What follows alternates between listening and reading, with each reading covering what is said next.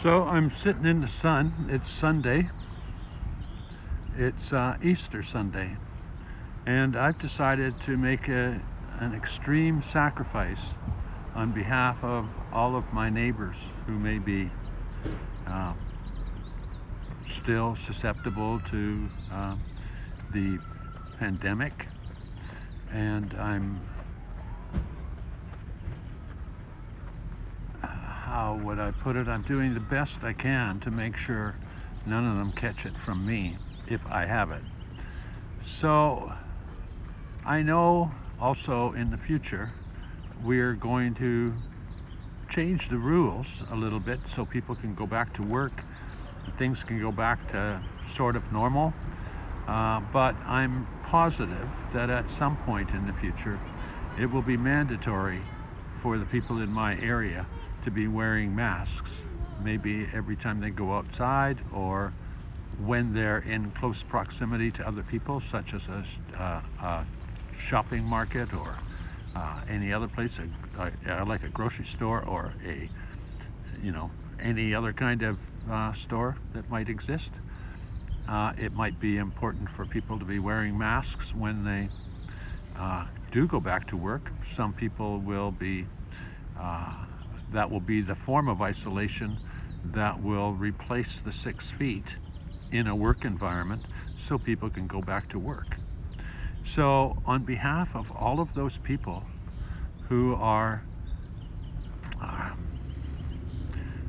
standing on the front line at the hospitals, on behalf of those people that will be going back to work, and on behalf of our society in general, I'm making the extreme sacrifice of shaving my beard. Oh, hurts.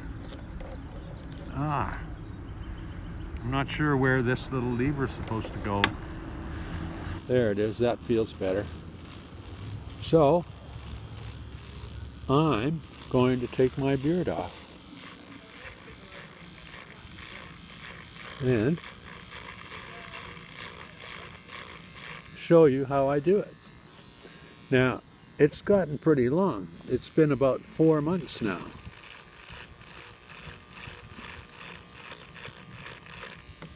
Already looking better. It's already actually feeling better. I spent my entire life, most of my life, in an office. I shouldn't say that. My career was in an office, and I shaved every day, not with a simple razor like this, but I would shave with a, what do you call it, a straight razor, like a Gillette or something like that. It was never a science to me. It was all about just taking this crap off. And I was pretty efficient.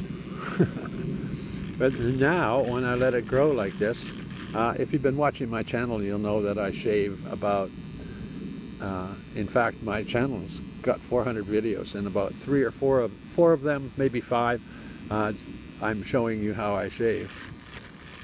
It's almost become a tradition. And this being Easter Sunday is kind of like starting the spring with a cleanup, spring renewal. So I can, when I'm having to wear a mask, the mask will actually do something positive. It doesn't do much when you can't seal the mask. So the beard would stop the mask from sealing properly. And I'm quite sure that we're not going to be back to a real normal for about 2 years. But new regulations will come in that will allow people to go to work and still allow us to manage this pandemic.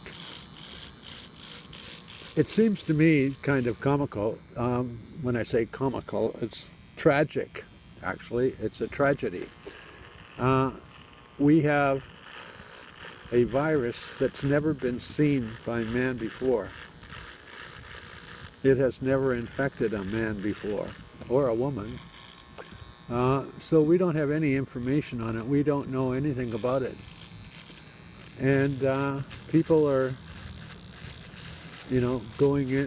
people are looking at it in many different ways, but maybe I should explain how I look at it.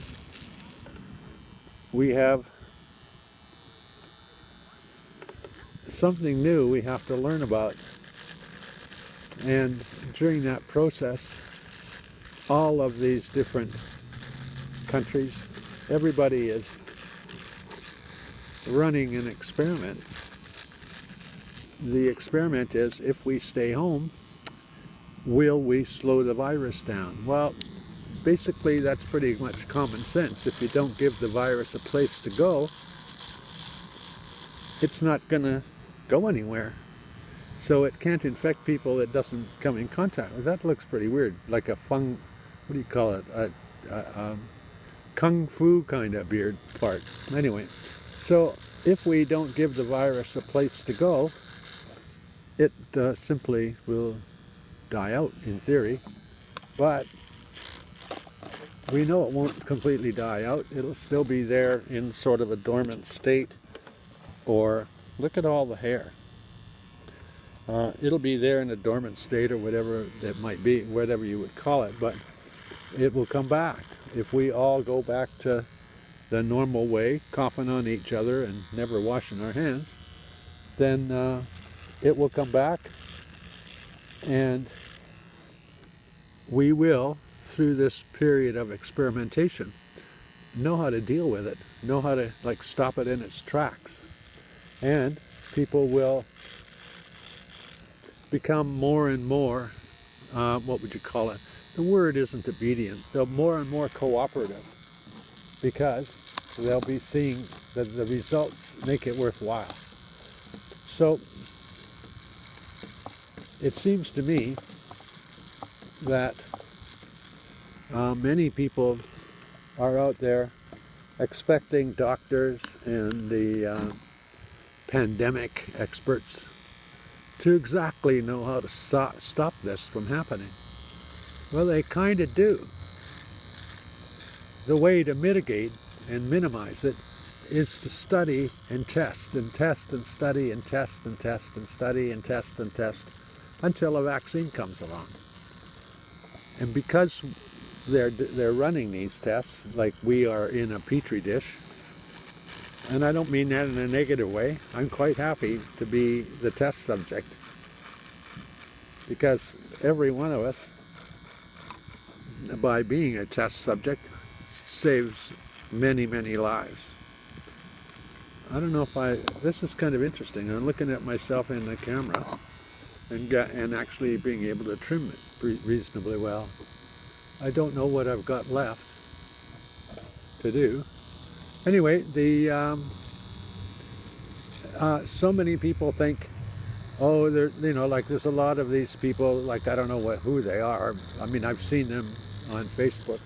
Remember, in Facebook, I have a lot of young model friends and people that are into health, and they've been studying things like vaccinations and stuff like that. So I've got a lot of anti-vaxxers and a lot of people who are simply some of the people think this is a conspiracy that